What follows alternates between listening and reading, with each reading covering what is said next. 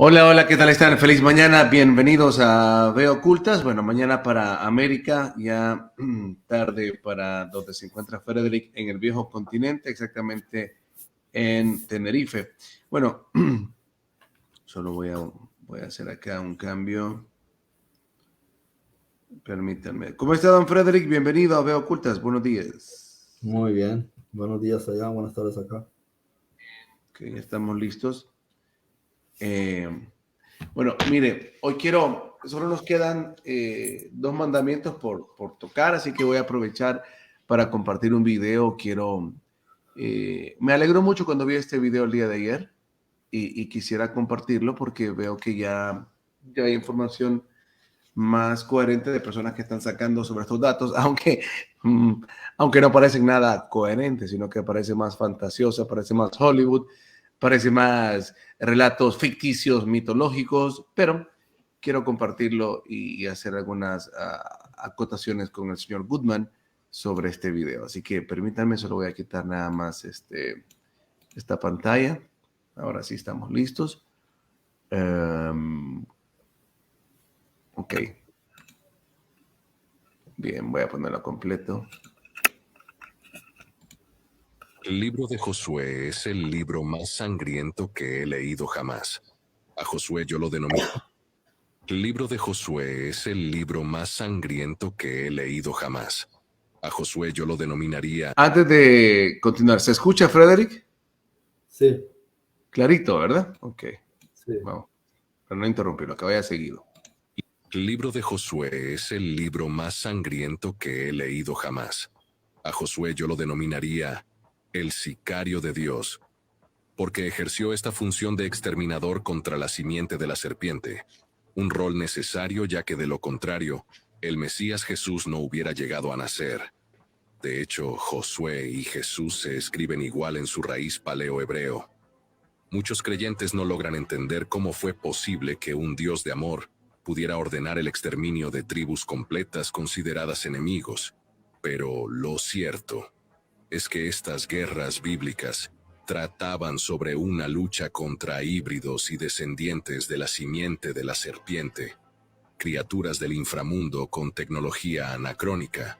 Debes comprender que estas épicas luchas no eran entre humanos peleando por un pedazo de tierra, sino que se trataba de luchas por la supervivencia de la especie, humanos contra seres vampirescos, horda de bestias híbridas monstruosas contra el pueblo escogido.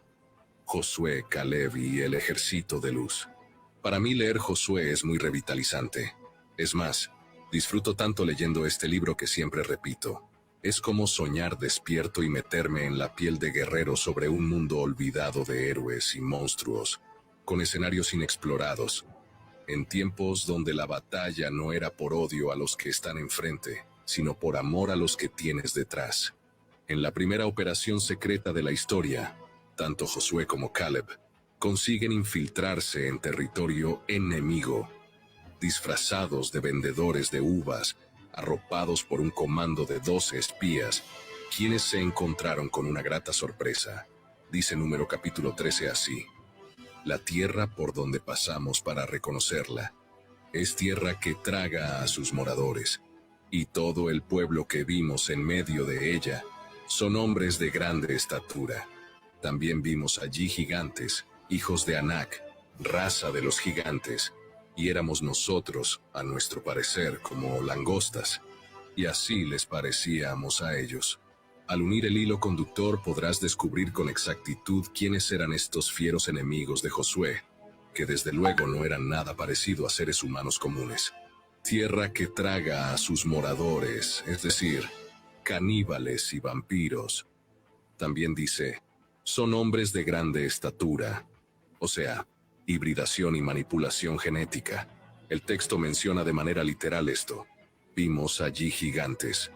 Esto representa a una raza Nephilim, hombres dioses. Sin lugar a dudas eran batallas muy alejadas a lo que nuestra imaginación puede recrear, pues no eran disputas con palos y piedras, sino de poderes sobrenaturales contra criaturas del inframundo. Tanto así que Josué detuvo al sol en plena batalla contra las hordas de amorreos. Esto se debe a que los de la simiente de la serpiente no soportaban la luz del sol. Esto es un síntoma de vampirismo. La Biblia lo plasma perfectamente. Para que tu fe y sabiduría enfoquen la perspectiva correcta, iluminando la realidad presente. La Biblia lo describe así. Entonces Josué habló al Señor el día en que el Señor entregó a los amorreos delante de los hijos de Israel. Y dijo en presencia de Israel: Sol, detente en Gabaón, y tú, luna, en el valle de Ajalón. Disfruto mucho leyendo el libro de Josué, cuya sinopsis es de dos simientes batallando por la supervivencia de la especie. Humanos versus criaturas extrañas. Por ello, cuando vienen ateos y neófitos con el cuento ese de que en el Antiguo Testamento Dios mataba niños, no pierdo mucho mi tiempo, porque sacan versos fuera de su contexto para inventar un pretexto. Y yo evito lanzar perlas a los cerdos. Josué y Jesús en su idioma original significan lo mismo, y se escriben igual, porque la batalla física ya la ganamos. Ahora nos queda la guerra espiritual. Ok. Bueno, vamos a regresar acá. Permítanme para regresar, disculpen. Bien, Don Goodman. Me gustó mucho el video, me emocionó porque no había visto a alguien que, bueno, aparte de lo que nosotros hemos platicado, que presentase algo así.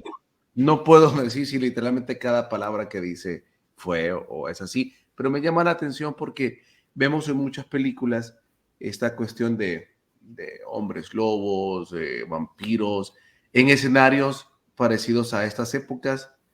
Vemos también en muchas historias, relatos que nos ponen escenarios similares de mucha magia oscura que se daban por estos tiempos, o por lo menos los escenarios que recrean las películas, ¿verdad? Se parecen mucho a estos tiempos. Leemos textos antiguos que dicen cosas interesantes, como por ejemplo el Colbrin, cuando habla de seres, ¿cómo se llama? Bípedos, pero no con forma como nosotros, sino que más animalesca. Vemos el registro como, creo que es el de Jubileos, que nos presenta seres mitad humano, mitad caballo. Bueno, y en fin, vemos las mitologías, vemos películas como Furia de Titanes, ¿verdad? O relatos como de Hércules, o los mismos textos sumerios que nos presentan personajes con extrañas apariencias. Y bueno, sin qué decir lo que bien habla él de la Biblia, ¿no? En el caso del libro de Josué, con los datos que él menciona. Y bueno, no nos detenemos realmente. O sea, creo que sí en términos generales, cuando se leen estos textos, se saca todo un mensaje espiritual o un mensaje mental, ¿verdad? Un mensaje para el interior del hombre, pero se deja a un lado datos tan interesantes como estos, y me parece que son interesantes porque hoy, en estos tiempos, con toda esta avalancha de desinformación en función de lo que hemos platicado, ¿no? Del mismo pueblo de Israel o del mismo, ¿cómo se llama? Jehová, en esas tergiversaciones que se hacen, se deja de percibir algo tan importante y que para mí hoy tiene importancia por lo que estamos a las puertas de vivir. Incluso, Freddy, si te pones a pensar lo que nos proyectan las profecías, ¿no? En el Apocalipsis del sexto sello en adelante, las cosas que van a pasar en el planeta. ¿Por qué me emociona esta información? Cuando yo empecé a abrirme, a darme la oportunidad de abrirme, cuestionarme, fue gracias a informaciones que hablaban de los gigantes. Entonces, quieras o no, temas como los gigantes o seres sobrenaturales o este mundo, llamémosle, que está más allá de lo que vemos normalmente como extraterrestres y más, de alguna u otra manera la mente como que te la empieza a abrir y entonces empiezas a salir de una burbuja, y gracias a esta información es que yo más adelante pude fluir sin ¿cómo decirlo? Sin tanto bloqueo, tanto problema con temas de conspiración, temas de lo que hablan las diferentes corrientes espirituales y empezar a asimilar y a tener una mente un poco más expandida sobre estas cosas, por temas que cualquiera puede decir no tienen sentido, no tienen nada de espiritual o nada trascendental conocerlos, no, sin embargo para mí sí, incluso poder leer estos textos con otra óptica, con otra expectativa y digo, proyectar a lo que viene más adelante, ver que realmente hemos tenido textos maravillosos que nos cuentan cosas, pero más bien ver estas informaciones o asimilarlas de esta manera, incluso te hacen hasta ser más agradecido con ese pueblo de Israel por lo que lograron hacer, porque en esas batallas, estás ahí, Freddy, te termino congelado, sí, en esas batallas que ellos forjaron, realmente un gran favor le hicieron a la humanidad. O sea, es un pueblo valiente que si es real, bueno, digámoslo literalmente los datos que ellos dan, aunque sabemos ya que por lo que hemos conversado y por lo que leemos en los textos, sí, eran pueblos muy satánicos, pero de eso saltar, y sí sabíamos que había gigantes y a eso ya era admirable, ¿no? Luchar contra gigantes. Y esta gente lo hizo. Eh, pero ya, o sea, y tenemos luces para ver que en la antigüedad habían hibridaciones y por eso muchos hablan de que cuando se dice que en los tiempos de Jesús será como las épocas de Noé o los tiempos de Noé, es porque pues hay textos que nos hablan de que habían hibridaciones, pero ya visualizar lo más explosivo, ¿qué te digo yo? Hombres lobo, ¿qué te digo yo? No sé, vampiros o otras cosas más extrañas. Creo que todavía viene a ser más impactante. Como digo, no lo sé si en realidad así era, pero escucharlo y asociarlo con gigantes y otras formas, vaya, por ejemplo, como en Furia de Titanes vemos algunos, lo que él decía, seres, tecnologías anacrónicas, o sea, animales creados en laboratorios inmensos, ¿no? Como serpientes gigantescas o otras cosas, qué sé yo, que habían en el planeta y que de repente ya no hay. Entonces, ¿qué pasó con todo esto? ¿Quién se encargó realmente de aniquilar todo? Entonces, perdón, ya te dejo. Entonces, es maravilloso ver que han habido humanos, si es que fue así, que se enfrentaron a estas hordas, que realmente, o sea, hubieron genética nuestra que les venció. Y eso es hermoso, creo que es inspirador, ¿no? Saber que gracias a gente de nuestra genética, hoy vivimos una vida totalmente diferente que cualquiera dice, es mentira todo eso que pasó, o sea, nunca existió eso en el planeta. Pero ahora planteártelo y decir, hubo gente de nuestra genética que libró batallas para que hoy tuviésemos el planeta que tenemos, es hermoso, Frederick. Bueno, no sé, quiero tu comentario, algunos datos de lo que presentan en esto y esto que te digo, eso que es emocionante saber que gente de nuestra genética hoy gozamos de un planeta diferente por gente que se atrevió a limpiar este planeta. Adelante. Y, y es cierto, y fíjate que es una de las cosas tristes de la sociedad que vemos hoy día, que la lucha que muchos dirigieron en el pasado para conseguir ganar libertades o recuperar libertades, únicamente no se valora mucho. Y también el que muchas personas murieron para que nosotros tuviésemos información hoy día, y hay quienes no lo valoran, ¿no? Mira la historia de Giordano Bruno, Galileo, y hay personas que dicen que las cosas que ellos decían eran falsas. Pues lo ves mucho en el tiempo moderno. Todas las personas que murieron en la Inquisición cuando querían realmente informar sobre cuestiones científicas. Y lo mismo también guerreros y guerras que hubo en tiempos antiguos. Y los hebreos, por ejemplo, sí es cierto que lucharon batallas épicas y muchos otros pueblos también. Y uno lo ve en la historia y te encuentras con estas figuras o estos individuos que no eran humanos y dirían, bueno, es que eso es un mito. Pero ¿qué significa un mito? ¿Qué es lo que está tratando de plasmar el redactor? Porque lo encuentras en la historia de la Biblia y no se dice que sea ningún mito, se está hablando de una cuestión histórica. Y tú observas a Homero, y Homero también lo menciona en la guerra de Troya. Y si lees a Platón, Platón también habla de eso y él no está hablando de mitología. Si lees a Cicerón, también está hablando de lo mismo. Entonces, vas observando y miras también a Heródoto, que era historiador, y ellos te dicen que efectivamente en el tiempo antiguo hubo seres que no eran humanos, seres antropomorfos que no eran humanos. Y te decía que venían de las estrellas. Y bueno, sí es sorprendente y justo lo que estaba diciendo el chico del video, que es el problema este con que muchas veces nos encontramos gente que quiere criticar los libros que canonizó la Iglesia Católica, ¿no? Y que en realidad te están contando cómo el pueblo de Israel dirigió las bases para la liberación de toda la raza humana. Y de hecho se lo dijo El Shaddai a Abraham. Le dijo, en ti serán benditas todas las naciones. ¿Cómo que iban a ser benditas en él todas las naciones? Que Abraham no hizo nada. Sí, no hizo nada. En mí serán benditas todas las naciones. ¿Qué significa que en mí van a ser benditas todas las naciones? Sí, es gracias a lo que empieza el plan con Abraham, y no fue el único plan, pero es que el plan con Abraham tiene unas características muy interesantes que no tenían otros planes que se llevaban a cabo con otros pueblos, como el pueblo con el sacerdocio que dirigió Ra en Egipto, con lo que trataron de hacer también en Hiperbórea, con lo que se trató de hacer con la cultura del Valle del Indo, con los incas. O sea, hay muchas cosas interesantes que esta gente de las estrellas intentó hacer con la humanidad, pero lo que estaba haciendo Yahweh hasta el día de hoy ha marcado historia. Y sí es cierto que lamentablemente ha dado pie a la creación de muchas religiones, y que las religiones son pues esta etapa temprana del desarrollo de la conciencia del ser humano, y debería seguir creciendo. Lamentablemente muchas personas se quedan solo en esa fase, primaria o primigenia, en párvulos, y no sigue evolucionando, ¿no?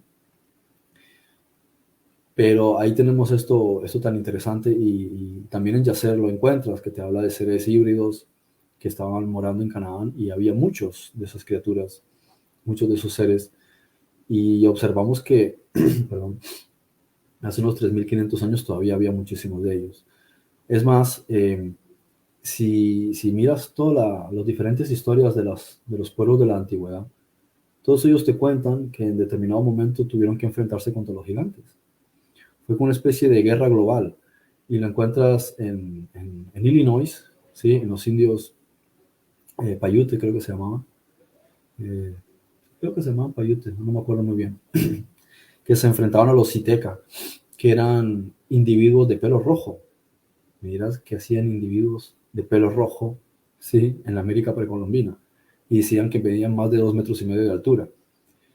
Y no eran originarios de allá. Ellos llegaban ahí, eran minoría, pero eran unos salvajes, eran unos caníbales, justo como está diciendo ahí el texto. Devoraban a sus habitantes, y te lo dice en otra parte también Enoch.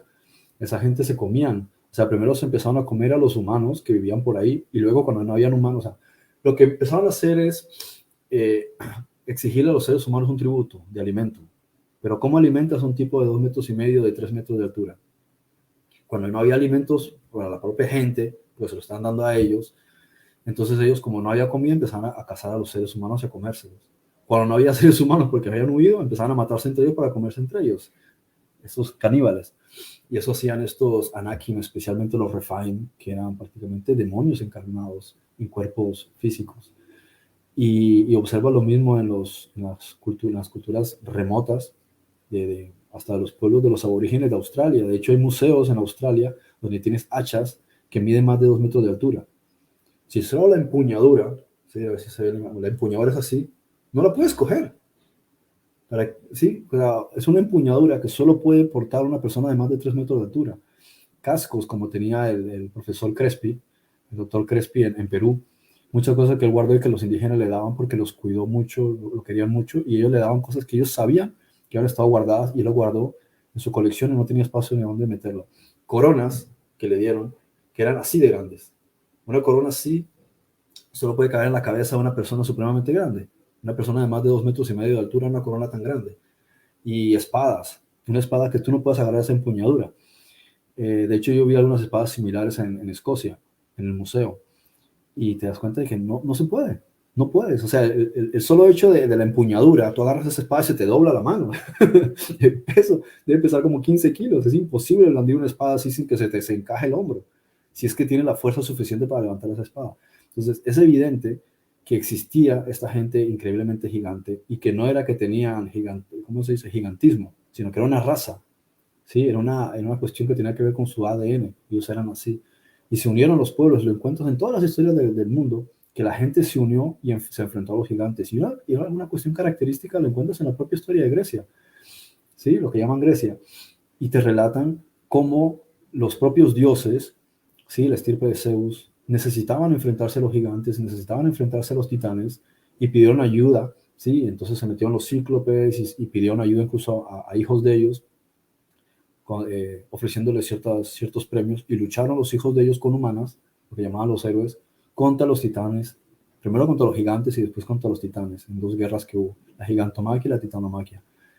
Y para algunos no, pues es mito, pero ¿qué hay detrás del mito? ¿Qué te quiere contar el mito? Porque no es que simplemente digas, no es que se inventó algo, porque vamos a hacer objetivos. ¿Quién te podría describir una bomba nuclear antes de 1945? Tú no sabrías lo que es una bomba atómica. Sin embargo, hay un relato específico donde dice que Zeus se enfrenta con los titanes y él lanza un arma. Dice que ese arma vuela, ¿sí? Deja una estela, cae al suelo y provoca un hongo. Y produce una onda expansiva y a todo alrededor explotó. ¿Sí? Produjo un hongo gigantesco de nube y no volvió a vivir nada en toda esa región después del conflicto en que ellos se enfrentaron. Entonces, ¿cómo va a estar describiendo una persona hace miles de años una historia que ocurrió hace quién sabe cuánto, donde literalmente cualquiera que tiene sentido común se da cuenta de que Zeus disparó una arma nuclear? Y no es solamente ahí, tú encuentras en las historias de la India que hablan de conflictos que hubo hace miles de años donde se utilizaban armas de destrucción masiva, armas nucleares. Y dicen, no, bueno, es que son exagerados porque son formas de interpretar. Claro, tú vete a Mohenjo-Daro, en Pakistán, que la descubrieron hace algunas décadas y desempolvaron todo eso y encontraron cuerpos que habían sido muertos por una onda expansiva gigantesca y todos los cuerpos tenían iridio, había partículas de radiación. Y ese pueblo, Mohenjo-Daro, aparecía en los relatos de la India, de las guerras que tuvieron los dioses utilizando armas nucleares. Entonces te das cuenta de que en realidad hay mucho, ¿sí? Que no se nos ha contado, y hay muchas cosas que ocurrieron que lamentablemente, por llamarlos mito, se sacan de la parte histórica, independientemente de que tenga algunas características figurativas, porque también tienes que tratar de representar las ideas de alguna manera. Hay cosas que no sabrías explicarlas literalmente. Entonces dices, y de hecho en el Colbrin, ahora que estaba mencionando el Colbrin, te dice una caída de un asteroide. Te relata un asteroide que cayó hace miles de años sobre la Tierra. ¿Y qué dice? Dice, vi un dragón con 2 ojos, ¿sí? Que se aproximaba hacia la Tierra. A medida que se aproximaba el dragón, que tardaba horas en llegar, era como un dragón de fuego y nube al mismo tiempo, y de repente empezó a verse ya como que pasaba de lado y empezó a rozar la atmósfera y empezó a dejar una estela de humo y fuego, y el dragón impactó contra la Tierra y produjo un hongo gigantesco y mató todo a su alrededor a kilómetros y kilómetros de distancia. Está narrando un asteroide.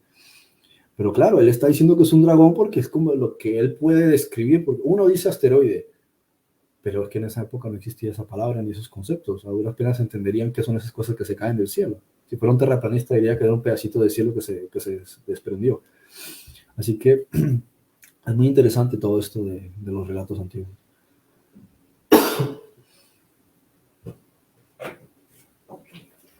Perdona. Sí. Y bueno, algo que yo meditaba mientras hablabas tú, y es, imagínate qué importante ha sido para la oscuridad escondernos esta información, hacerla pintoresca y hacerla ficción, porque te imaginas tú qué tipo de humanidad seríamos hoy si, así como nos relatan la vida de nuestros próceres, ¿sí? La vida de aquellos que legislaron en favor de, entre comillas, las democracias que tenemos hoy. ¿Te imaginas tú el impacto en la humanidad si el día de hoy tuviésemos grabado en nuestra mente, contáramos a nuestros hijos de esas civilizaciones, de esos pueblos, de ese pueblo de Israel y de otros pueblos que libraron estas batallas, y decirle a nuestros hijos, y nosotros tener grabado en nuestra mente, vencimos esas hordas demoníacas, vencimos gigantes, vencimos animales de grandes dimensiones creados en laboratorios. O sea, si hoy tuviésemos en nuestra mente, generación tras generación, tendríamos un planeta diferente, porque estaría grabado en nuestro ADN. Si vencimos eso, ¿qué no podemos vencer, Frederick? O sea, el impacto psicológico lógicamente eso no se puede enseñar porque los jesuitas controlan todo el sistema educativo, controlan todas las universidades. Ellos están egresando devotos de la religión evolucionista, ateos, y gente que al final, porque solo memorizó datos, nunca realmente aprendió. Es que empieza a saber también cómo va creciendo más el terraplanismo y cuestiones así. Y observas que estamos olvidando todo el cúmulo de conocimiento que hemos adquirido a lo largo de miles de años de la historia, cosas tan fascinantes. Y ahí lo que dices también de las historias, yo se lo cuento mucho a Besai, porque cuando fui a registrar, no sabía lo del registro de nacimiento todavía, no me dejaban poner el nombre de Besai porque decía que era de chico. Me decía, no me da igual si el nombre de chico o de chica. Entonces, para evitar entrar en conflicto, le pusimos de primer nombre en el registro Judith, ¿no? Judith es una heroína del pueblo de Israel, ¿no? Sabes que Judith, de la palabra Yehudí, de donde viene judío, quiere decir de yihad, de uno, ¿sí? Yihad quiere decir de unión.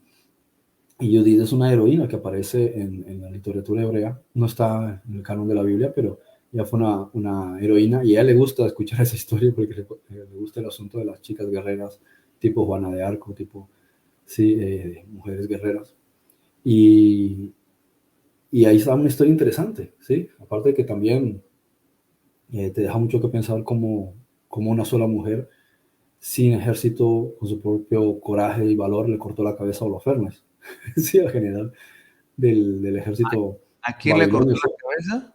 al general Holofernes, o sea, al general del ejército de Babilonio. Cuando ellos cercaron Jerusalén antes de la toma, un par de años antes de que ellos destruyeran Jerusalén y el templo, ellos habían sitiado la ciudad y ella se infiltró, hizo parecer como que quería acostarse con el general, y mientras el hombre estaba durmiendo le cogió su propia espada y se la dejó caer encima de la cabeza, le arrancó la cabeza y se la llevó y se la mostró al pueblo, y el pueblo se llenó de euforia y arrancaron contra el ejército.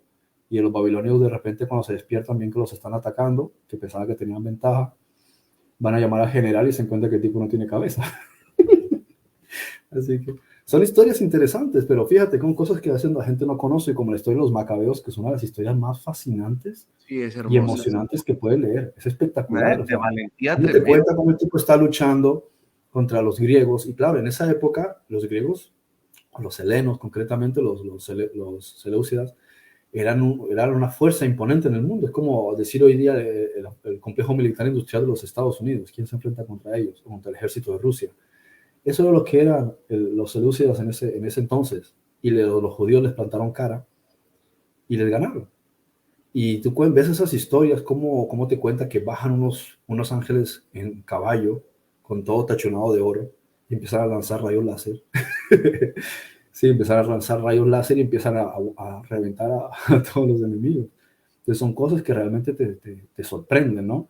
O el general que trata, o no sé si fue Holofernes en este caso, el otro no me acuerdo el nombre, o fue Holofernes en este caso, luego tendría que revisarlo, ¿no? Que entra al templo para profanarlo y los sacerdotes se indignan, pero claro, que van a hacer ellos? Enfrentarse con este hombre con sus espadas, y aparecen dos hombres vestidos de blanco y le propinan tal paliza al hombre que casi lo matan, que los sacerdotes tuvieron que decirles, por favor, mensajeros, no lo maten, y lo sacaron arrastrado por el suelo, y el hombre quedó parapléjico. Claro, ¿y de dónde salieron esos hombres si ahí en el Santo Santoro no puede entrar nadie? ¿De dónde salieron esos tipos? Se teletransportaban ahí dentro, dos tipos enormes vestidos con trajes blancos, le dieron una paliza y desaparecieron. Y así historias interesantes, incluso los galos, creo que fueron los gálatas, atacaron a los persas, y esa historia la he buscado pero no la he encontrado. Es una historia antigua, en el tiempo del dominio de los persas. ¿Y quién ayudó a los persas? Los judíos. Los judíos lucharon contra este ejército que era un ejército enorme, y ellos lo superaban en número. Creo que eran los galos, los gálatas, la verdad, tendría que revisar el dato, ¿sí? y los vencieron. Y uno busca esa historia por aquí, por allá, y no encuentra donde después los judíos Mira, ayudaron y defendieron a los persas, ¿sí? O sea, lo que dicen. claro, Y así todo, la todo, historia está plagada de cosas muy interesantes sí, que uno no conoce y que son inspiradoras. Y hay una, por ejemplo, una historia, y te dejo la lugar. Historias interesantes, por ejemplo, una en Japón, que siempre me llamó mucho la atención, de un tipo llamado Nichiren Daisonen, que era un budista, y él sintió el llamado de que tenía que introducir el budismo en Japón. Y el hombre fue increíblemente perseguido. Lo acosaban, lo perseguían, casi que lo lapidan, lo revientan. Y una vez lo rodearon en una playa, ¿sí? Y el hombre ya había dado todo por perdido, ¿sí? Y lo iban a matar, estaba todo rodeado y de repente aparece un ovni. Y se puso encima de la gente para proteger al hombre y salieron todos corriendo. Y así encuentras historias muy interesantes e inspiradoras. sí, Y muchas veces también las has encontrado, o sea, las encuentras a lo largo de diferentes episodios de la historia. Como incluso personas están en un momento dramático contra un ejército y aparecen luces en el cielo, aparecen hombres antropomorfos, sí, humanos, y les ayudan en la lucha. Y es triste que eso sea considerado mito, sea triste que no se enseñe, pero bueno, también es responsabilidad de uno enseñárselo a sus hijos, la parte que a nosotros no nos han contado de la historia, porque en realidad lo que te enseñan en el colegio de la historia está todo esquilmado, todo está mutilado y todo está trastocado, solamente para que memorices unos datos que no te llevan a ningún lado y no te vas a acordar después, pero lo realmente importante de la historia no lo conocen, no te lo enseñan, incluso lo llaman mito. ¿Por qué dicen que el hundimiento de la Atlántida fue un mito? ¿De dónde sacan el argumento de que fue un mito?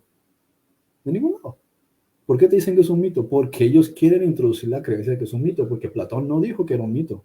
Él habló de una historia que realmente había ocurrido y fue un hecho real y empírico para los pueblos de la antigüedad. Entonces, ¿por qué te dicen que es un mito? Porque ellos necesitan que tú creas que es un mito, porque va a hacer preguntas incómodas sobre el origen de la humanidad. sí, por ello, sin duda todas esas valentías que han hecho hombres son inspiradoras, pero y sin demeritar cada una de ellas y las acciones que has presentado de seres celestiales interactuando, sin demeritar nada de eso, pero también considero que sería aún más impactante que todas esas historias de hombres enfrentando gigantes, orcos o lo que sea, em, no sé, animales de tantos tamaños, lo que sea, lo que vemos en las películas como Furia de Titanes o enfrentando, no sé, vampiros, lo que sea, cualquier cosa extraña para nosotros, saber que ejércitos enteros, como vemos en las películas, por ejemplo, de Avengers, humanos lo vencieron. Y esta es la parte que más me impacta a mí, porque eh, a las élites no les interesaría en nada, porque sería devolverle a la humanidad lo que ellos hasta hoy le han cortado. Es esa voluntad, esa valentía, esa gallardía, ese espíritu de conquista y de lucha, y saber pues que la humanidad ha hecho cosas grandes. Si se te fijas hoy día, sí, como digo, sin demeritar nada de lo que entre humanos se ha hecho, pero una cosa es decir, humanos vencimos estas hordas demoníacas, creo que es aún más impactante.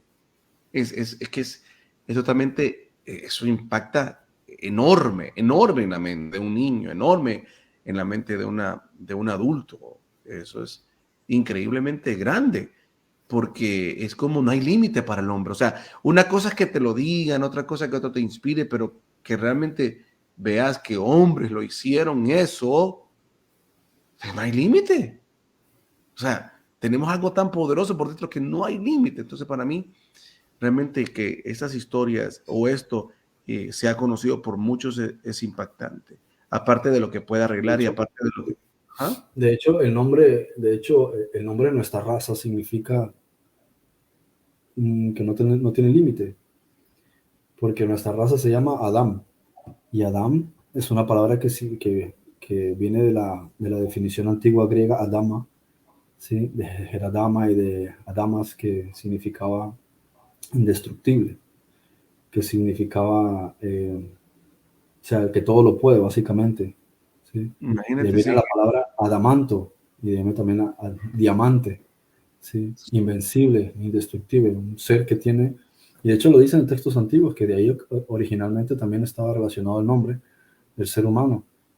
No tiene límites, puede conseguir todo lo que se proponga. Yo por eso, en muchas de las películas, a mí me encanta que mis hijos vean películas que pueden llamar de fantasía o de ficción. Me encanta porque yo utilizo, por ejemplo, la última de Disney, Wish, que tiene también mucha programación oscura, pero si uno es capaz de darle vuelta a lo que están presentando, son herramientas muy buenas para enseñarles a los niños. Yo a ellos les enseño, les digo, sí, somos capaces de hacer eso, solo que no sabemos cómo hoy. No, si podemos crear magia, claro que sí podemos hacerlo. Sí podemos desarrollar esa fuerza, claro que tenemos esa voluntad. Sí, eso sucedió, solo que ahora nos lo han escondido. O sea, me gusta utilizar todas esas que llaman ficciones para trasladarles a ellos una idea de proyectarlos, pues tanto por a lo que viene y lo otro es de que es todo eso cuando vayan a leer un texto antiguo, la Biblia, etcétera, tengan la capacidad de verlo con esos ojos y llamémoslo infantiles, ¿no? De lo que mal llaman ficción y puedan ver esos relatos e interesarse realmente por eso místico, realmente puedan interesarse en cómo ser capaces de crear desde adentro ese poder y sacarlo adelante. Me interesa que ellos no crezcan con esa limitante de pensar de que la magia no es real, de que la, la trascendencia no es real, de que todas esas cosas que vemos como fantasía no son reales. Me gusta que ellos tengan una mente diferente. De repente hay veces no les sé explicar con palabras, pero que por lo menos yo les digo, sí sucedió, no sé cómo, pero sucedió. Sí es posible, no sé cómo, pero es posible. Yo no lo puedo hacer, hijo. Hoy no lo puedo hacer. Pero si usted se interesa en hacerlo, búsquelo cómo hacerlo.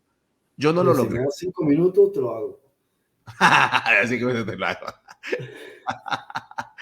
Entonces, que por lo menos crezcan con ese pensamiento, ¿no? De que vean las cosas diferentes. Bueno, entremos entonces en materia. Creo que fue algo, ya nos quedan 2 tópicos, pero creo que era algo bastante importante para regalarle también a la audiencia esta información hermosa y que despertemos, pues, a que tantas cosas que nos esconden y de lo que el hombre es capaz y de lo que en la historia ha sido capaz la humanidad.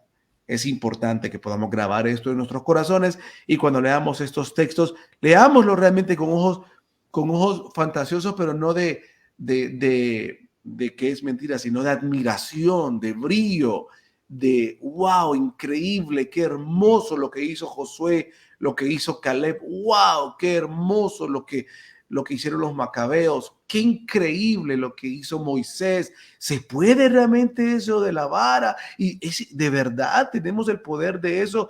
Es de verdad, así como Jesús calmó las aguas, ¿es algo nuestro? O sea, eso, que aunque no podamos hacerlo, pero que esa magia quede en nuestro interior, de que es nuestro, de que ahí está, de que en el nivel que nos encontramos ahora como sociedad, nos lo han borrado, nos resetearon, pero que es nuestro, que ahí está.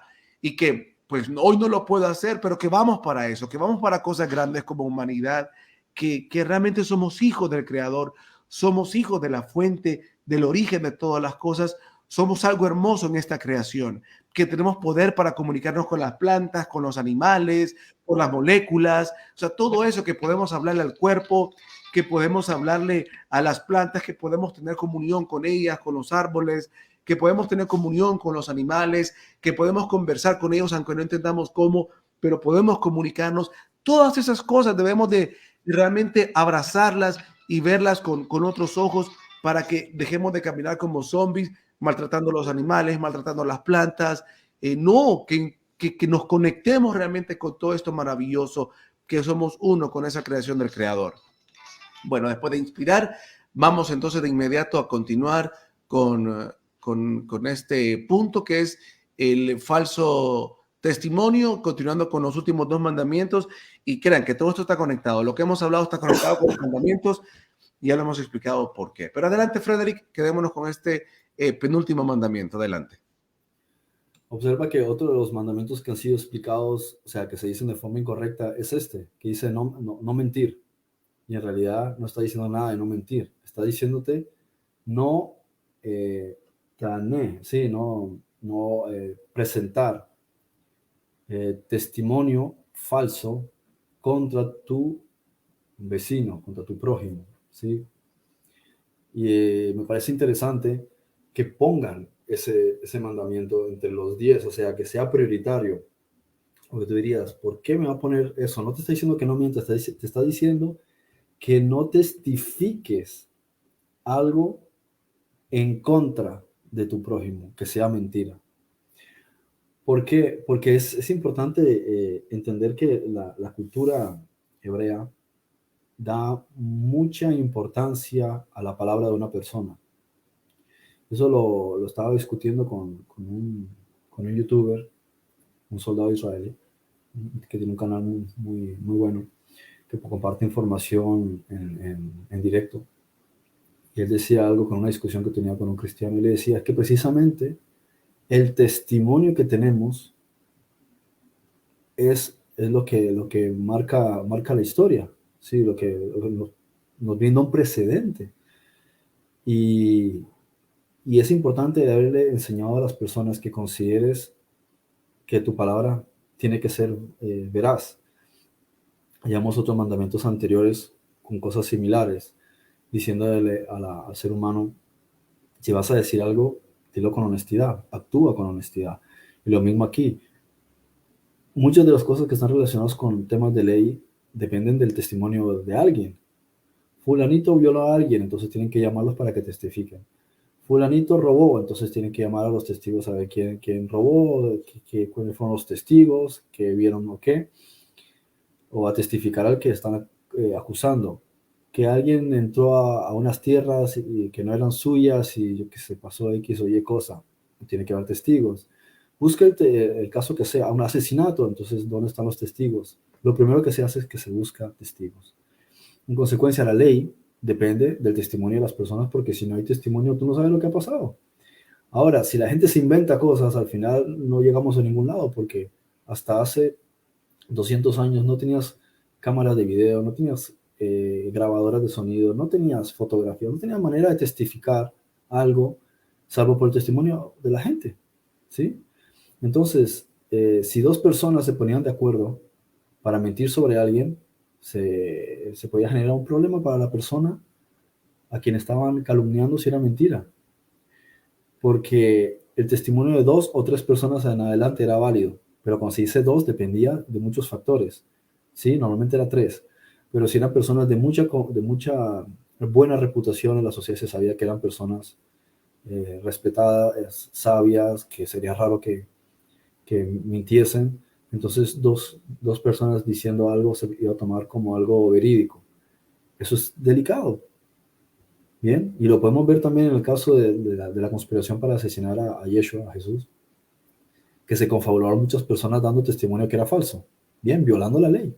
Sí, porque no había manera de poder sentenciar a Yeshua, a Jesús, si no era a través de la violación de la ley. Se violaron todo tipo de leyes, tanto de la ley de Moisés como de la ley romana. Perdón. Y esto es interesante porque más que el hecho de mentir en sí, o sea, ¿qué es mentir? ¿Sí?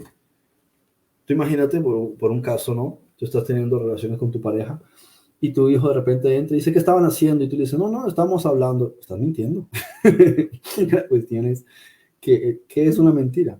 Cuando tú mientes en el sentido de que estás perjudicando, entonces es donde tenemos un problema.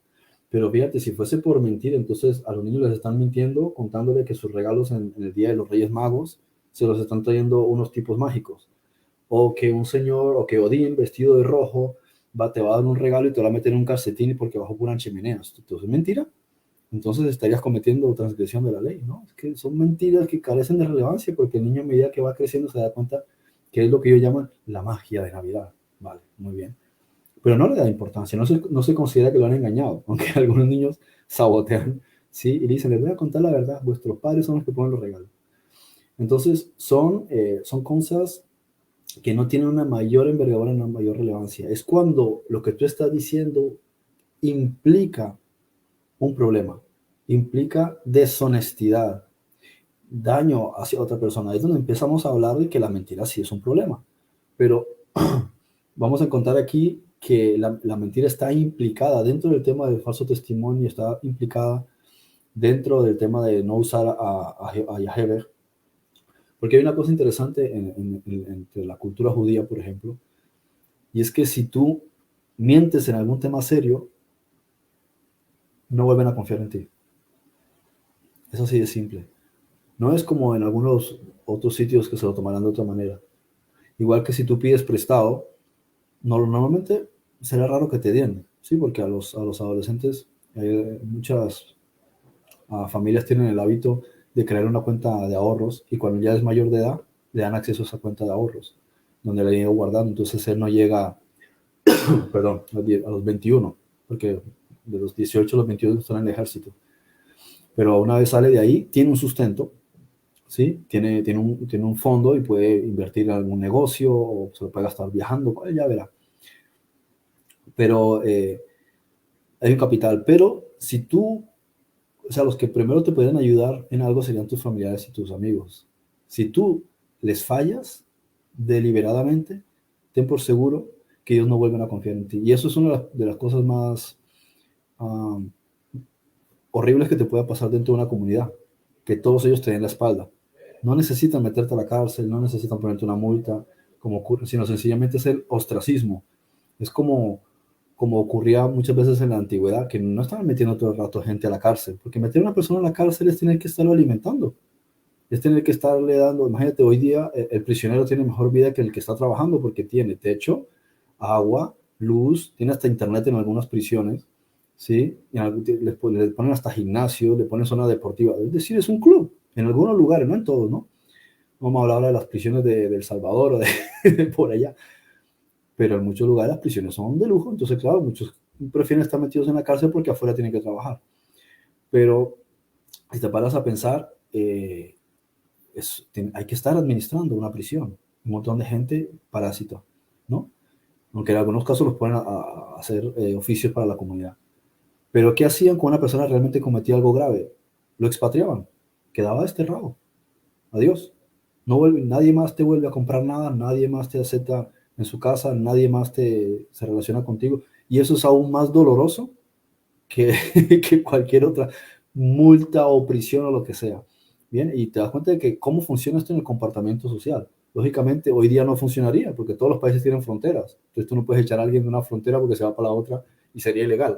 Entonces, tendrías un problema entre los países diciendo no me estés mandando, sí, no me estés mandando gente, criminales. Pero esto es también muy interesante, ¿no? El hecho de que no utilices un testimonio, o sea, no mientas perjudicando a otra persona, porque dado que se considera verídico y serio el testimonio de varias personas, tú puedes hacer que una persona la apedreen, puedes hacer que una persona la metan a la cárcel, puedes hacer que una persona le hagan pagar una multa, puedes hacer que lo destierren por mentir en contra de ese individuo. Entonces, como es un tema serio, ahí sí te dice, no des un testimonio que sea falso en contra de tu prójimo, ¿sí? Ahora voy a citar aquí textualmente.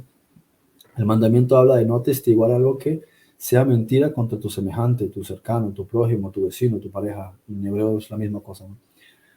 Es decir, no declarar algo falso en contra de otro. Esto no se refiere primeramente a mentir, sino sobre algo o criticar, sino que es la base de emitir juicios contra otro, de calumniar y difamar y por encima de todo atestiguar algo que es mentira, sí, que puede perjudicar seriamente a otra persona, incluso su reputación, porque es una cuestión muy importante en la sociedad, era la reputación de una persona. Si alguien decía sí, le creían por la reputación de la persona. Si decía no, le creían por la reputación de la persona. No necesitaba más testigos. Es una cosa muy bonita que existía dentro de estos cánones sociales. Cuando alguien era mentiroso ya se ganaba la reputación de mentiroso y nadie le creía, pero con una persona de palabra, él podía decir, a mí se me apareció un ángel, y la gente decía, pues que si lo dice él, ¿por qué iba a mentir? Si sabemos todos que esta persona no va a atestiguar algo falso, y mucho más, mucho menos si tenemos que en la ley misma se consideraba esta cuestión como un tema serio, y cuando hablamos de ley es porque tiene pena si se viola la ley, ¿sí? Esto era clave desde el punto de vista judicial, ya que la declaración de una persona se considera fe, o sea, testimonio.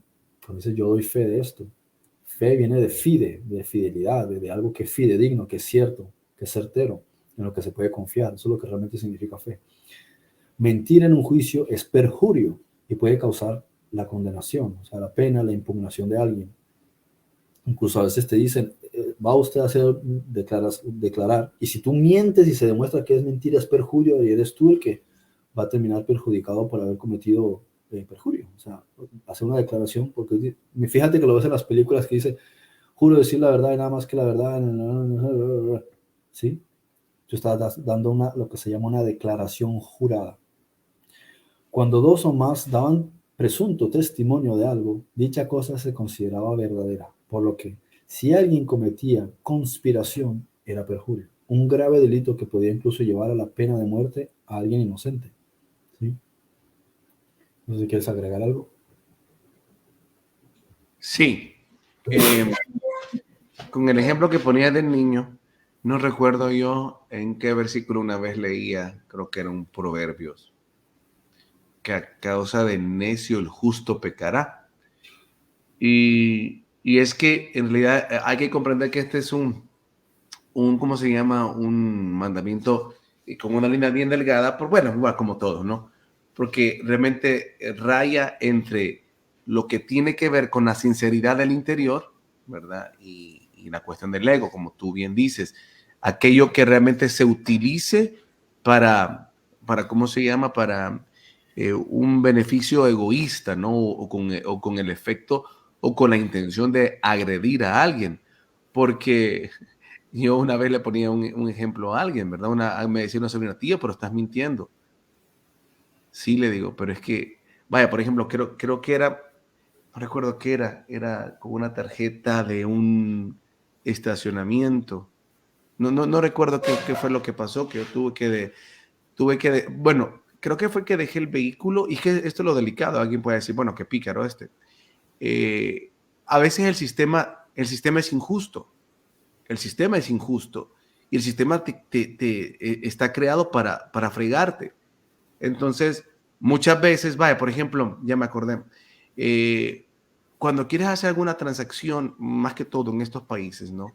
De introducir alguna mercancía o algo por aduanas, te van a buscar por todos lados a cómo elevarte el valor y a ponerte otras cargas de impuestos solo porque al final lo que quieren les des la típica que llaman mordida. Entonces, ¿tú qué dices? Bueno, ¿me voy por el camino honesto?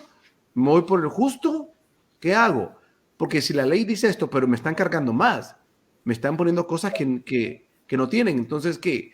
Te orían a que, bueno, me pago la mordida porque no me quedo de otra. Yo muchas veces quería, ¿cómo se llama? Muchas veces hice, mi tío se reía de mí, no vas a poder, papá, me decía, no vas a poder, compa, no vas a poder, compa. Me acuerdo una vez entrando a México, yo por querer hacer todo legal me separaron como casi $200. Y yo nunca ofrecí mordida porque yo dije, no, hágame cálculo legal. Y me estaban poniendo cosas que no eran. Y yo por querer ser justo, pagué de más. Y después entendí y dije, no, es que no puedo. O sea, no por el hecho de haber, o sea, si era lo que tenía que pagar, pues está bien, pero aquí me chingó este. ¿Sí me entiendes? Es verdad. O sea, si te hubiesen puesto un mandamiento de no mentir, en realidad te perjudican, porque Sí, la mentira es una cuestión supremamente relativa, es una cuestión exacto. ambigua. De hecho, lo vemos lo que estás diciendo tú, y es bueno que lo agregues, porque nos encontramos en un sistema que en los últimos, no sé, 150 años, más que todos los últimos 100 años, está haciendo todo para tirarte la soga al cuello. Y si tú tiras a hacerte el bueno, al final te termina acabando instantáneamente. Jesús mismo decía, da dos ejemplos, ¿no? Muy buenos, que a veces la gente los ha cuestionado porque no los ha entendido. Y dice, hasta el día de hoy, ¿sí?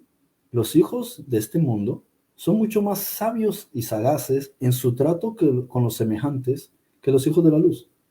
Pero Jesús lo está presentando no como si fuese algo positivo, sino como si fuese algo negativo para los hijos de la luz. Es decir, ustedes pecan de tontos. No significa astuto, no significa ser mala persona. Mira que te dice, sean astutos como las serpientes, pero mansos como las ovejas. ¿Sí? Entonces, que tú seas una persona noble, ¿sí? Con principios. No significa que tienes que ser tonto o dejarte manipular. No significa que no seas una persona astuta. Por encima de todo, tú tienes unos valores, tienes un código, tienes una conciencia. Como decía Pablo, a mí solo me juzga Cristo. Si tú sabes que lo que estás haciendo es correcto, pero el sistema te está haciendo algo que es incorrecto, ¿cómo el sistema después te va a juzgar a ti por hacerle trampa al sistema si el sistema el primero que te está haciendo trampa? El sistema y el Estado en sí es exactamente lo mismo que la mafia. Exactamente, tú no vas a encontrar una diferencia entre lo que es el Estado y la mafia. Entonces, ¿tú cómo vas a lidiar con la mafia? La mafia te va a estar exprimiendo permanentemente y hará todo tipo de trampas. Y lo que hace la mafia, que llamamos Estado, es manipular el sistema judicial para que tú tengas que estar siendo un siervo al que ellos exprimen ilegítimamente, aunque es legalmente. Legal quiere decir que ellos lo incorporan como si fuese ley, pero en realidad no es ley, es un código que ellos inventan. Y ese código es ilegítimo, aunque sea legal. ¿Me entiendes? O sea, aparece en su código, en su sistema de códigos, porque ellos se lo inventan. Pero si tú lo ves desde el punto de vista de lo que es legítimo, no lo es ilegítimo. Los impuestos son legítimos, todas estas cosas, a lo que estabas diciendo tú, que también son... no sé, Sí, cargas impositivas. Son cargas que impositivas. te agregan más. Sí, hay personas que a veces quieren introducir un automóvil desde los Estados Unidos a Latinoamérica, pero es que le sacan una cantidad de dinero que dices, pero es que esto no es legítimo. Puede ser legal, pero no es legítimo. O sea, está siendo injusto, manipulando ciertas cosas para sacar algún beneficio, siendo que el vehículo lo compré yo legalmente. O sea, si tú dijeses que el vehículo lo robaste, entonces es lógico que la ley se aplique, porque es hurto. Pero si yo lo compré, yo tengo los documentos que ese vehículo legalmente es mío, no tienen por qué estar interviniendo en una transacción que tú hiciste con terceros. Ahí es donde te das cuenta de que es la mafia. Y a mí me ha pasado también muchísimas veces y yo al principio también me sentía mal, pero después comprendí. Dices que el sistema es mafia. Si tú juegas a su juego, ellos te van a acabar. Entonces tú, lo primero que tienes que entender es ¿cómo se dice? Estructura o considera cuáles son tus principios, tu código de moral, ¿sí? ¿Cuál es tu conciencia? Lo que tú sabes que es correcto. No hagas daño a tu prójimo. Listo. Esa es la única realidad. A partir de ahí, todo lo demás son inventos. La ley consiste en no hagas daño a tu prójimo. El Estado no es tu prójimo, es un constructo inventado. Es como cuando tú, y esto suena un poco chocante para algunas personas, pero es como cuando tú tienes un problema con el banco. En realidad tú no tienes ningún problema con el banco. El banco tiene alianzas con la mafia del Estado, porque son dos mafias, está la mafia del Estado y la mafia del banco. Y ellos se ponen a agregarte un montón de cosas. Por ejemplo, te dan un préstamo y te empiezan a agregar intereses. Llega un momento en que tú puedes que ellos te hayan dado, ponle a 2.000 euros, $2.000, y tú ya le pagaste los $2.000. Pero te dicen, sí, pero es que hay unos 800 en intereses. Ajá. Ahora pensemos, ¿eso es legal? Depende. Ahora, ¿eso es legítimo? Depende. Depende si yo estoy de acuerdo, porque es una cuestión condicionante. Si yo estoy de acuerdo con eso, entonces si yo te presento un documento y te dice, tú firmaste aquí con los intereses, pero es que tú no entiendes el lenguaje de ellos. Ellos crean un lenguaje que es como la matemática compleja, con códigos y no sé qué, intereses, que si el TIN y el PUM y el plan a largo plazo, y al final te juegan una enrollada y todo es trampa. O sea, ellos lo hacen de una manera que ellos saben que siempre van a ser beneficiados. Eso quiere decir que ellos están jugando con deshonestidad premeditada. Exacto. Por eso, por regla general, los problemas que tú tengas con el banco no son penales.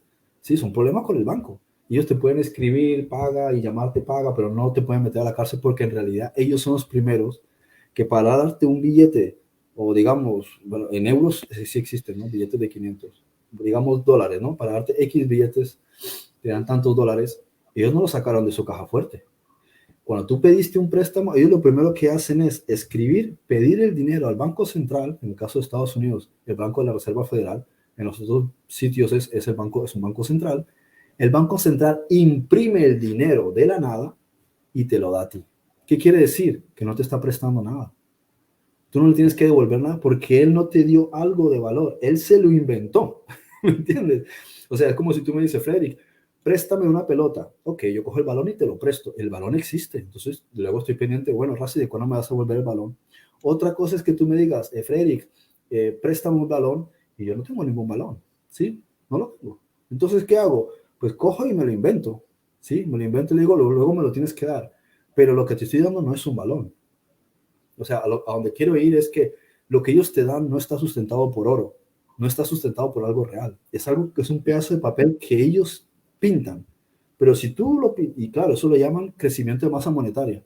Pero si tú cogieses ese papel y hicieses lo mismo, te dirían que es fraude y te meten a la cárcel. Y dices, pero ¿por qué yo, que soy un ser humano, que tengo potestad y poder, no puedo crear un billete y darle poder? Y tú, que eres una institución artificial, sí lo puedes crear y para ti es crecimiento de masa monetaria que beneficia al país, pero para mí es fraude. Entonces, observas estos delitos ante la ley natural que se cometen y después te hacen sentir mal a ti, cuando te están agregando interés sobre interés sobre interés y que hace casi imposible a veces pagar eso. Y ellos lo hacen. Entonces te das cuenta de que es injusticia Así es. disfrazada gracias a la ley. Y luego es el asunto también de los PCR, de las En serio, jacunas, de de todo la- eso. Le tocaba los más de uno coger certificados. y ponerse jacunas, certificados hechos, ¿sabes? Pagar por ahí y no hacerlos para que no te inyectaran nada. O hacerte estos test y falsificarlos. ¿Por qué? Porque es que sáquete dinero y cada vez que pasabas un aeropuerto, haz otro PCR, viajas a otro sitio, otro PCR, y dice, loco, no me va a quedar nariz, de tanto meterme esta cosa me van a limpiar el cerebro, sí, aparte de la cantidad de partículas, nanopartículas que te meterán en el cerebro, y después que si inyectate esto, inyectate lo otro, y si no, no puedes viajar en un avión, si no, no te dejan entrar a un restaurante. Entonces te das cuenta de que para solucionar esos asuntos tendrías que apelar a unas cuestiones jurídicas que era un dolor de cabeza. ¿Sí? Hasta el día de hoy es tener que estar discutiendo legalmente por estos asuntos. Pero en ese momento, ¿qué hacías? Cada vez que querías ir a un restaurante, que querías entrar al cine, entonces dice, vale, tú me quieres hacer trampa, pues yo juego a tus trampas. Así es, a eso Porque mismo me refiero. Por eso, la primera ilegalidad es imponerte algo que no tiene nada que ver con el daño al prójimo. por eso ese versículo, a causa del necio el justo pecará. O sea, realmente hay muchas veces que hay que darle la vuelta al sistema porque, y cada vez más, eso se va a ir viendo. Claro, es que al final le tienes que hacer trampa al sistema. Yo se lo hago todo el tiempo. Yo pienso, o sea, y eso lo aprendí más que todo entendiendo cómo funciona la ley natural. Si yo no le estoy haciendo daño a mi prójimo, ¿sí? En ningún nivel, lo que estoy haciendo no tiene nada que ver ni tiene que hacerme sentir mal. Y si el día de mañana X fulanito, que si policía o el otro me quiere decir algo, como ya me ha pasado, yo le presento un documento y le digo, tú me tienes que demostrar a mí que ante Dios yo lo que estoy haciendo es incorrecto. Y fin del debate y de la discusión. Mira No qué te pueden decir interesante. nada. Cuando tú Mira les dices a ellos que delante de Dios ellos no te pueden juzgar porque tú no estás haciendo nada delante de Dios, ellos son conscientes de que no tienen jurisdicción. Y una cosa interesante sobre lo que estamos hablando, que era el otro punto que quería mencionar sobre Jesús, es cuando él habla precisamente del mayordomo infiel. Pero él no está criticando al mayordomo infiel, lo está felicitando. Porque el tipo sabía que le iban a echar. Fíjate lo interesante de esta parábola.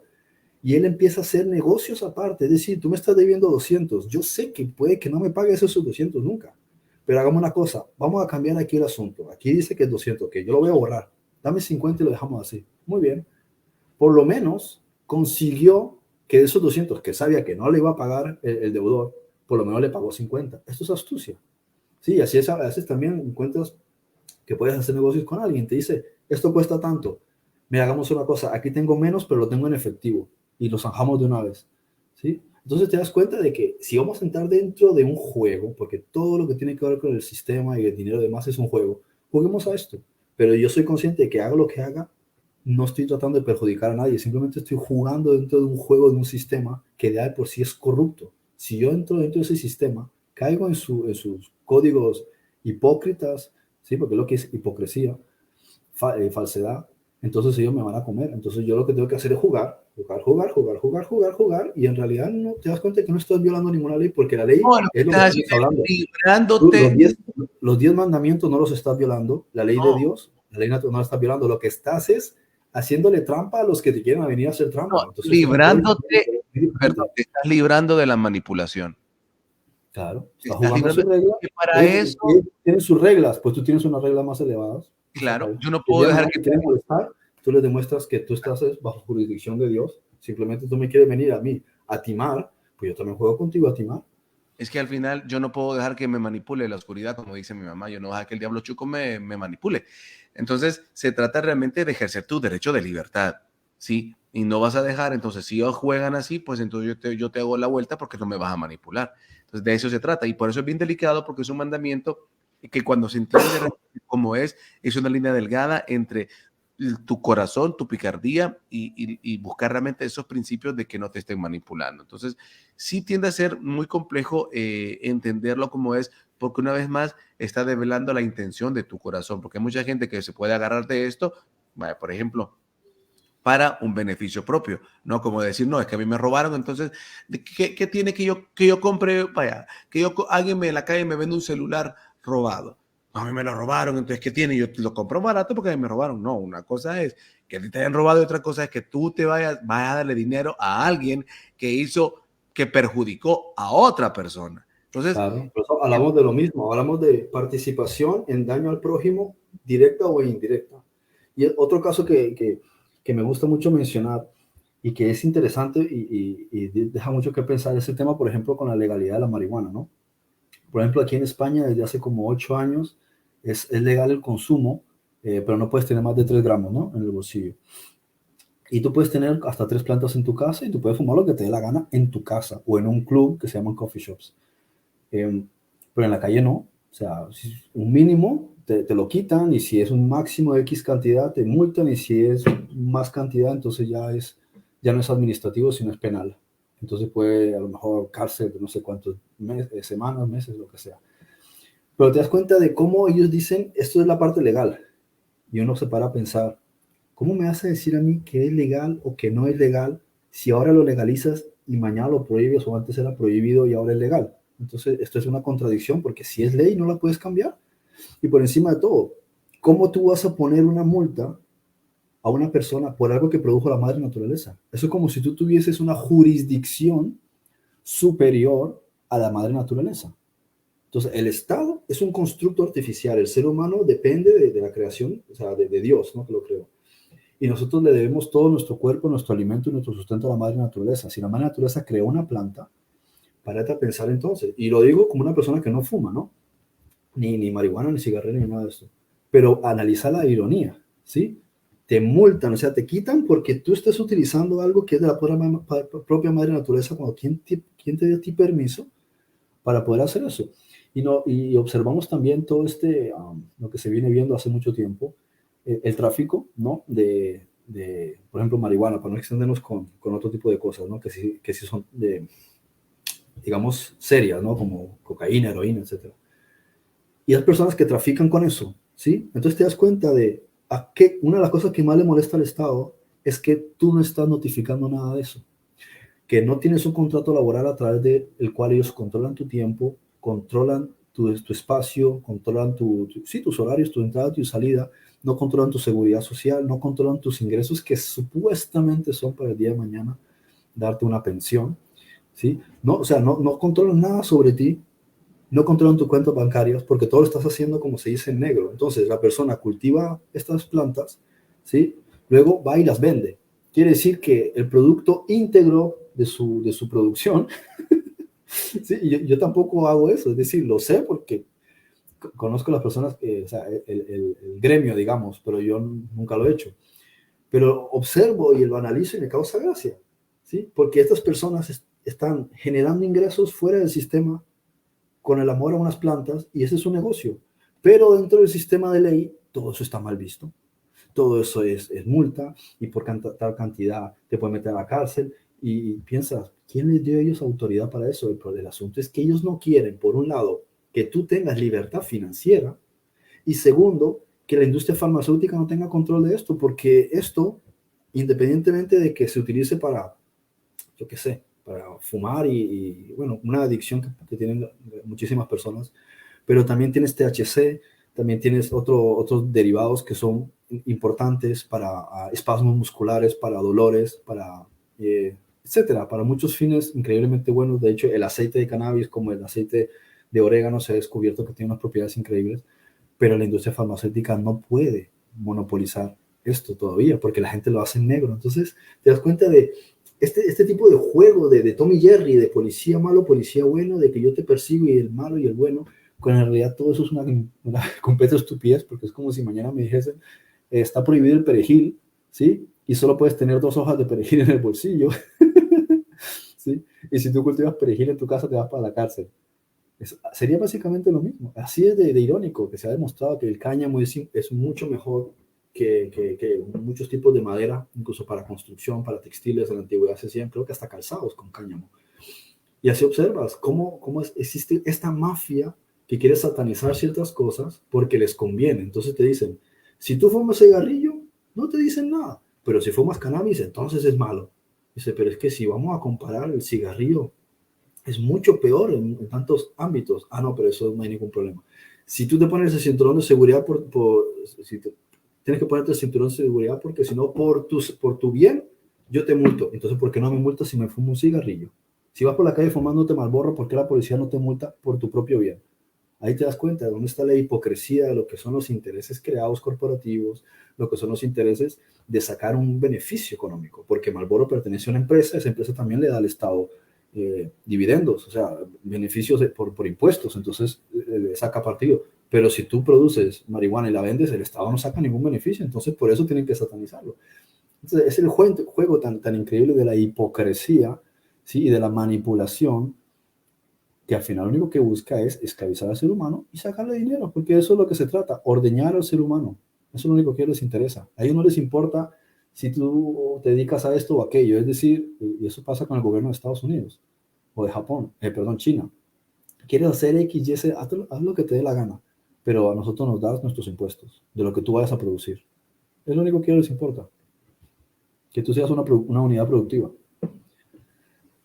Porque ellos Perfecto. se enriquecen a través de ti. Sí. Tengo aquí este mensaje del Mundo Pacete y dice, la verdad es solamente una opinión sobre un punto de vista. Está el ejemplo de 2 personas viéndose cara a cara, observando un número en el piso. Para uno es 9 y para el otro es 6.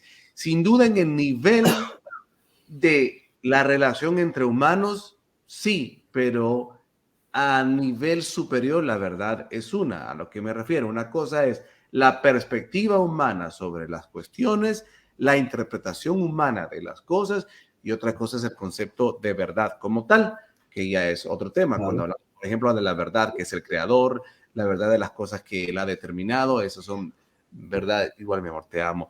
Eso es verdad, es la verdad. Él es la verdad. Todo lo que emana de él es la verdad. Pero ya las cuestiones de cómo lo interpretamos, cómo lo vemos, eso sí, es un punto de vista, ¿verdad? Eso es un error social en los debates, cuando le dice a una persona, tú no tienes la verdad o la verdad absoluta, o yo tengo mi verdad. Dice, no, la verdad es verdad. O sea, ¿esto es cierto o es mentira? Es cierto. Ah, entonces es verdad. No hay más discusión en eso. Otra cosa es que por una cuestión cultural se ha creado el hábito de relacionar punto de vista con verdad. Entonces, esta es mi verdad. No, entonces quiere decir, o sea, no es que sea tu verdad. Tú te lo quieres creer, es otra cosa, pero no quiere decir que sea una verdad. Verdad es algo que es cierto. Para mí esto es cierto, entonces es una creencia. Cuando tú tienes una prueba empírica y evidente de algo, entonces podrías decir que pues lo más seguro es que esa sea la verdad. Pero cuando tú opinas o consideras algo, esa es una creencia. La creencia y la verdad son 2 cosas muy diferentes. La creencia es tu punto de vista, la verdad es algo empírico e inmutable, no cambia, es lo que es. Correcto. Bueno, eso en ese caso sí, porque una cosa es como yo percibo algo, como yo lo entiendo, sí, en la cuestión humana sí, pero lo que emana del creador, eso es verdad. Él es la verdad, todo lo que emana de él es verdad, y eso que podamos entender cada vez mejor se van afianzando como verdades, pero sí, yo creo que muchas veces ya a nivel humano entra mucho en juego las interpretaciones. Ok, y los puntos de vista. Bien, vamos entonces la última diapositiva, que es el último mandamiento, ¿verdad? Permíteme. Sí, bueno, dice aquí. Ok, te dejo con ella, adelante. Sí, la codicia, ¿no? El concepto del deseo debe entenderse a la luz de la valoración de los extremos. Puedo tener un deseo, algo que quiero, un sentimiento que me impulsa a conseguir algo. El problema sería cuando ese algo es una posesión ajena. Es la antesala del mandamiento 8 de hurtar, porque es una premeditación. Esto es lo que podríamos llamar, este es el mandamiento, yo lo llevo diciendo ya un tiempo, este es el mandamiento que es la puñalada maestra a todo el cabal, al Illuminati, porque ellos quieren premeditadamente, ellos pretenden poseer algo que no es de ellos. Vaticano lleva siglos queriendo poseer algo que no es de ellos. Ellos están violando la ley a partir principalmente de esta décima ley, ¿sí? La elucubración de las ideas malsanas, aunque aún no las haya llevado de efecto. Ellos la están llevando de efecto, o sea, no es solamente la intención, ¿sí? Por eso dice, no desearás, o sea, ya de por sí no solamente que lo desean, sino que lo llevan a cabo, porque le están robando a la raza humana sus derechos, le están robando a la raza humana su propiedad, le están robando a la raza humana su libertad. Entonces te vas dando cuenta de que es precisamente este mandamiento una protección jurídica. Esto es como, como la Constitución de los Estados Unidos, que tiene ciertas enmiendas que precisamente protegen al ser humano, o sea, por lo menos a los que están bajo la Constitución de los Estados Unidos, de la tiranía, ¿sí? Que si ellos quisiesen tienen derecho a la rebelión. En otros lugares tienen derecho a la rebelión, pero en realidad te levantan a palo. ¿Sí? Pero eso, y observas que a veces tú puedes estar en desacuerdo, pero incluso te pueden meter preso, pese a que tú tienes libertad de expresión. Entonces tienen que modificar leyes para decir, es que presuntamente eres terrorista, es que es incitación al odio, es que es discurso de odio. Claro, eso, me estás disfrazando todo eso para quitarme un derecho natural que es el derecho de libre expresión. Y aquí vemos entonces este ejemplo de que precisamente los 10 mandamientos es la primera cosa que están violando los Illuminati.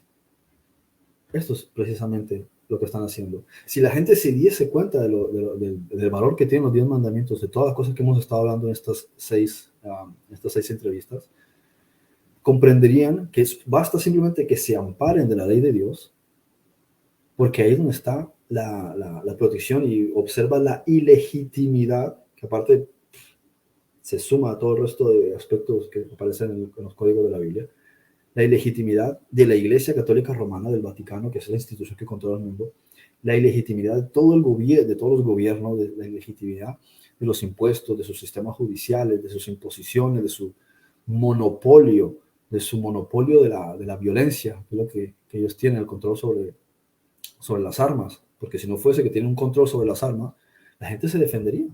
Pero como no te dejan que te defiendas, porque dicen es que no puedes portar armas, claro, porque a ti no te conviene, no porque yo vaya por ahí disparando a la gente, es porque el Estado es el primero que no le conviene que la gente esté armada, porque si la gente se cansa, no salen civiles desarmados, ¿sí?, a enfrentarse a, digamos, policías o fuerzas armadas que sí tienen la ventaja del armamento. Entonces ahí te ves que hay una desigualdad.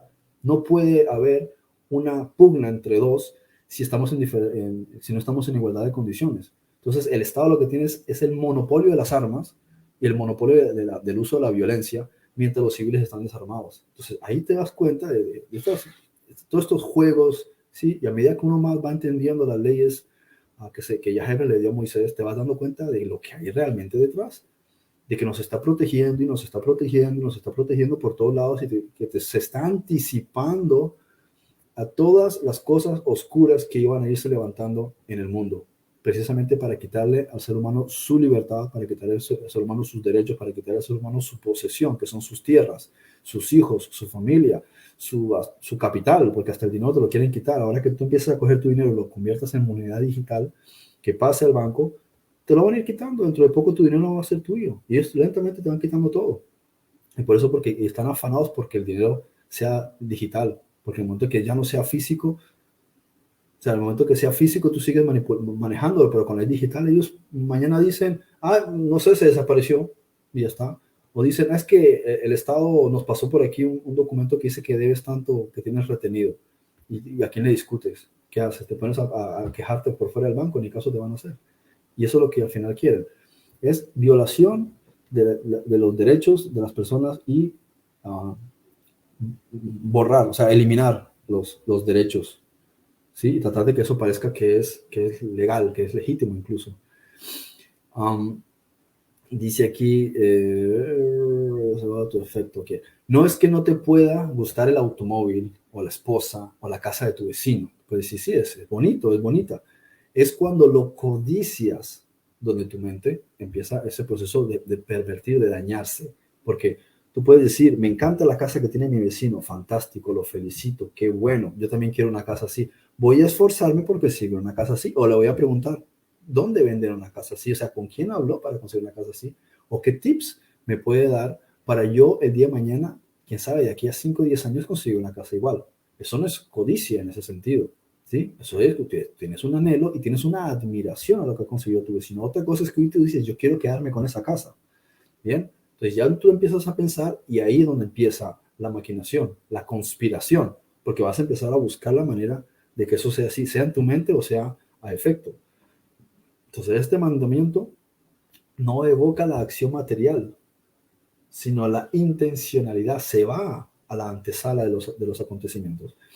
El no controlar las ideas y hacer mal uso del poder de las emociones, porque nosotros creamos a través de los pensamientos, entonces vamos a empezar a generar una alteración de ondas a nuestro alrededor y hacer las cosas que pertenecen a otro, a su naturaleza, a su burbuja, a su hábitat. Vamos a empezar a bombardear nuestras malas intenciones y a alterar su hábitat, ¿sí? Su tranquilidad. Y podemos incluso fastidiar muchas cosas de las relaciones de otras personas, de su propiedad, de su vida, a través de nuestras ondas de malas intenciones. La palabra aquí, vecino, referida como vea, se emparenta con la expresión para pecado, ¿sí?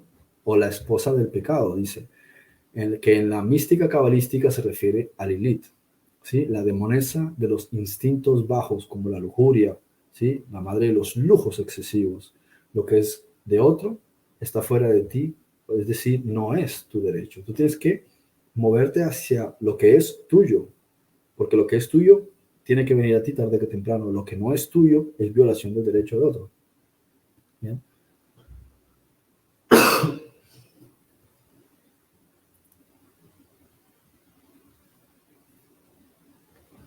Ay, perdón, me trabé aquí con, con unas ventanas que tenía abiertas. Ok. Bien, bueno, yo creo que es que está claro, ¿verdad? Ya es uno de los mandamientos que sí son, que no hay mucho que buscarle porque está bien claro que desnuda la cuestión del interior. Lo que sí es que a veces habría que ser un poco más sinceros para navegar e ir hasta eso, ¿verdad?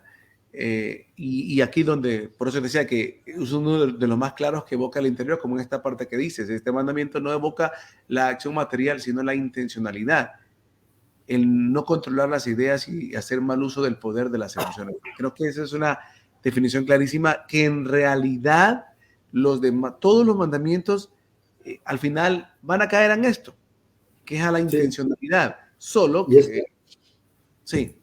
y además este mandamiento, como digo, es, desde mi punto de vista, yo creo que, ¿cómo se podría decir? Una de las principales razones de la existencia de este mandamiento, que sella todos los anteriores, es para proteger al ser humano contra el gobierno de la bestia. Porque en torno a esto gira todo lo demás. ¿Por qué en la mística judía, ¿sí? En la mística cabalística, este mandamiento está relacionado con Lilith? Cuando observamos los intereses de los elitistas, que es controlar todo el planeta, todos los mercados, todo el dinero a todas las personas, todo su cuerpo, todas las tierras, etcétera, te das cuenta de que ellos son los que realmente más están detrás de la violación de este mandamiento. Más que la gente común, la persona de a pie, ellos son quienes más lo están violando. Por lo que es un mandamiento, diría yo, más dirigido hacia ellos y que las personas deberían entender. Para que te diga aquí que eso está Es para relacionado desnudarlo, ¿no? Para claro, que está relacionado con Lilith. ¿Por qué está relacionado con Lilith? Dentro del concepto, yo sé que esto es un poco más profundo, pero está diciendo que ellos están deseando a Lilith. ¿A qué se refiere? Que sus intenciones están atrayendo a las fuerzas de oscuridad que están relacionadas con todo el sistema de la bestia. Y todo el sistema de la bestia es un sistema que está basado en el trabajo de los demonios. Y eso lo encontramos también referido en el libro de Apocalipsis, ¿sí? Que te dice, vuestra guarida estaba infestada de demonios. Y dice, y veían ahí lechuzas y no sé qué tal. Todos esos animales que escriben ahí te está refiriendo a que todo el sistema, para poder crecer y evolucionar y conseguir lo que está consiguiendo, necesita la ayuda de demonios. Así como puedes decir que para una buena literatura, para una buena obra artística, una pintura, una buena composición musical, debe haber inspiración, ¿sí? Una inspiración que los antiguos decían que venían de las musas, que era el arte de Apolo. También las cosas malas vienen de algún tipo de inspiración. Y ahí no me acuerdo el libro que lo menciona, que refiere que cuando el ser humano, su deseo de avaricia y de poder sobrepasa ciertos límites, empieza a vibrar en un rango de energía en el que tiene una afinidad y una simbiosis perfecta con los reptiles, ¿sí? Con los reptiles de por allá, ¿no? Reptilianos, ¿no? De manera que ellos pueden tomar control de su mente, ¿sí? Entonces, es similar a cuando dices que tú estás viviendo en un estado espiritual y tu estado espiritual es tan alto que tus vibraciones, tu estado de conciencia, básicamente está dentro de la conciencia de lo que se llama Espíritu Santo. Y de cuando recibes inspiraciones, y cuando tu vida estás avanzando y todo lo que haces está relacionado con el guión del Espíritu Santo. Esto ocurre también a la inversa, pero ¿a través de qué? ¿Hacer el mal? No, no es que sea hacer cosas malas, porque cuando las personas hacen cosas malas vienen de programas en su mente, de traumas de su infancia, de mala educación, de la ausencia de los padres, etcétera. Pero cuando tú estás haciendo algo en tu sano juicio y lo estás haciendo con maldad y con alevosía, es porque estás queriendo quitar al ser humano lo suyo, tomar un control y un monopolio. Cuando tú realmente quieres hacer eso, ya no lo estás haciendo por estos traumas, que las cosas malas, entre comillas, así, que socialmente se hacen, que es por carencias, que en realidad son por carencias. Pero la gente que está haciendo esto no lo está haciendo por carencia. Son dueños de todos los bancos. ¿Qué carencias van a tener? Lo que pasa es que han llegado a un punto que por su avaricia, su deseo entró en resonancia y en sincronía, ¿sí? En sintonía, perdón, con un rango de vibración que es tan bajo y es tan oscuro que permite la posesión, por así decirlo, o la inspiración demoníaca. ¿Bien? O sea, estamos hablando de los términos exactamente opuestos a lo que sea la inspiración divina. De manera que ellos empiezan a llevar a esa persona hacia los fines de ellos. ¿Y cuál es el fin de ellos? Crear un nuevo orden mundial, o sea, establecer un gobierno satánico en la tierra, un gobierno, o sea, la bestia, la última fase del gobierno del Imperio Romano. Sí, es el control total y absoluto de todo. Lo que ellos es la insatisfacción, es el nunca llegar a un punto de satisfacción y el siempre querer estar buscando más y más y más y más y más y más y más y más. Claro, pero llega un punto que cuando tú estás entrando ahí, se vuelve una adicción. ¿Y por qué se vuelve una adicción? Porque estos demonios están alimentando esa energía, entonces te van a llevar a que tú continúes en eso. Por eso es por lo que existe ese frenesí de ellos, que muchas personas que no lo entienden, que psicológicamente no tiene sentido. Y veía ayer precisamente una imagen que decía, si tú tuvieses un grupo de monos, ¿sí? Y vieses que un mono tiene un deseo de controlar y quitarle los plátanos a todos los monos, lo primero que pensarías es, este mono está mal de la cabeza, vamos a analizarlo. Pero si ocurre en el mundo real, con Rothschild, con Rockefeller, con Bill Gates, con George Soros, con toda esta gente, estos psicópatas, con Klaus Schwab, no, porque no los analizan a ellos, tendrías que pensar, son psicópatas, están mal de la cabeza, o sea, ¿qué necesidad tienes de quitarle los bananos a todo el mundo si tú no te vas a comer todos esos bananos? Entonces, hay algo que no está bien en tu cabeza. Sin embargo, los analizas y parecen personas, o sea, entre comillas, cuerdas, porque son buenos analistas, buenos economistas, buenos en esto. Dice, como una persona con este currículo puede estar teniendo un comportamiento tan irracional, porque esto no es natural. Porque ellos han entrado en un estado de conciencia que los está manipulando fuerzas demoníacas. Por eso es por lo que ellos lo que están haciendo no lo están haciendo por su propia conciencia, porque han entrado precisamente en este estado de lo que estamos hablando. Sí, sí, sí, clarito. Bueno, hemos llegado al final del programa de hoy. Ha sido un gran material para... permíteme un segundo nada más. un material donde pueden aprovechar muchísimo cada punto y obviamente la serie completa de los 10 mandamientos. Son 6 programas donde cada uno tiene pues mucho de aprovechar, si así ustedes lo consideran y si a ustedes pues les es de utilidad. Bueno, solo me resta agradecerle a Frederick e invitarles a que si quieren más material de lo que Frederick produce, creo que aquí lo tenía yo ya donde había colocado el correo y vamos a ver, déjenme ver acá, voy a buscar, si no voy a tener que volverlo a copiar. Aquí está. Bueno, ahí pueden escribir a frederickgoodman@gmail.com en el blog Frederick Goodman. Ahí pueden obtener información también de cómo acceder a los libros que él tiene, cómo los pueden adquirir a través de Amazon. Igual le pueden escribir directamente a él al correo si quieren ser parte de alguna de las clases que él da, si quieren conocer más de la información que él investiga de lo que de sus escritos. En el blog hay cualquier cantidad de escritos. El otro día compartió uno que ya hace días había hecho, que es sobre la cuestión de la tierra plana, que pues existe la idea de que los antiguos creían que la tierra era plana. Entonces él presenta ahí bastantes datos para refutar esa idea. Y bueno, como digo, le pueden escribir frederickgoodman@gmail.com o al blog pueden ingresar de frederickgoodman.com. Esto fue Fe Ocultas. Gracias por acompañarnos. Será entonces hasta la próxima semana que estaremos en un nuevo live con ustedes para que conozcan más de lo que tenemos por entregarle. Así que bendiciones a todos y muchísimas gracias. Fe Oculta. Fe Oculta.